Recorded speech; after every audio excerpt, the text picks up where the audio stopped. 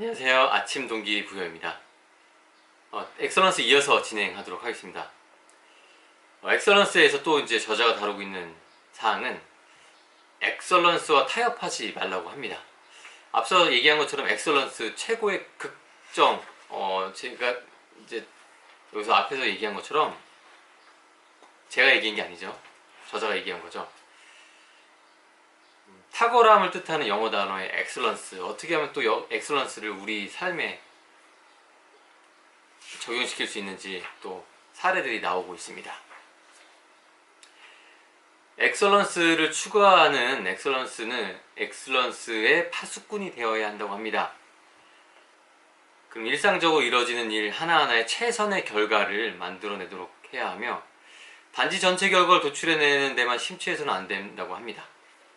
이를 쉽게 하기 위해서 현실과 타협해서도 안 되고, 타협은 곧 엑설런스, 즉 우월함과 앞서 나아감을 포기한다는 것이라고 합니다. 그래서 여기가 이제 중요 포인트인데요. 지금 하고 있는 일에 대한 엑설런스 열망이 성공적인 결과를 낳는다는 사실을 꼭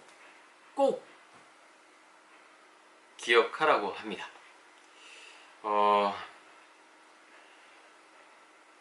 원래는 지금 엑설런스라는 부분이 이제 리틀 빅싱에서 앞편에 다루고 있는데, 저는 이거를 넘어가려고 했었어요. 그런데 다시 한번 곱씹어서 읽어보니까 정말로 중요하다는 생각이 다시 들더라고요. 그러니까 뭐든지 이제 기본에 충실하라는 얘기가 있지 않습니까? 근데 기본에 충실해서 한 발 더 나가 완벽함을 추구하자는 게 엑설런스의 가장 첫 번째 목적인 것 같아요.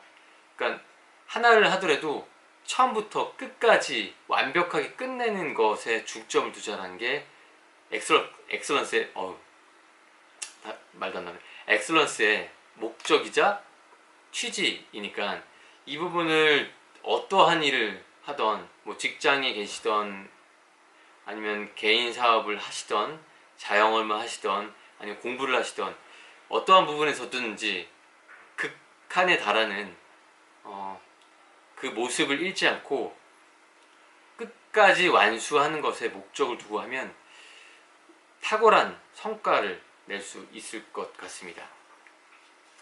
여기서 이제 또 이제 저자가 얘기하고 있는 부분 중에 하나는 나와의 싸움에서 이겨라 라고 합니다. 나와의 싸움.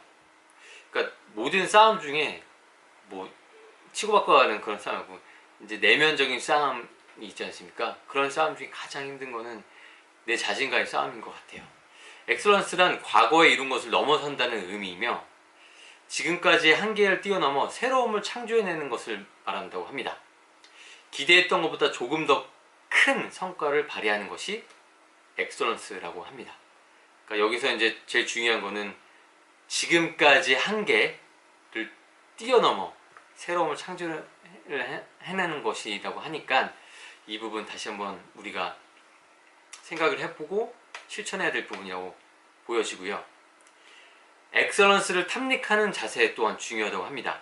엑설런스를 마음과 가슴 그리고 영혼 속에 품고 더 나은 결과를 창조해줄 엑설런스를 꿈꿔야 하며, 그게 첫 번째로 이제 다뤄야 될 부분 중에 하나고, 그리고 두 번째는 자신감을 가져야 한다고 합니다.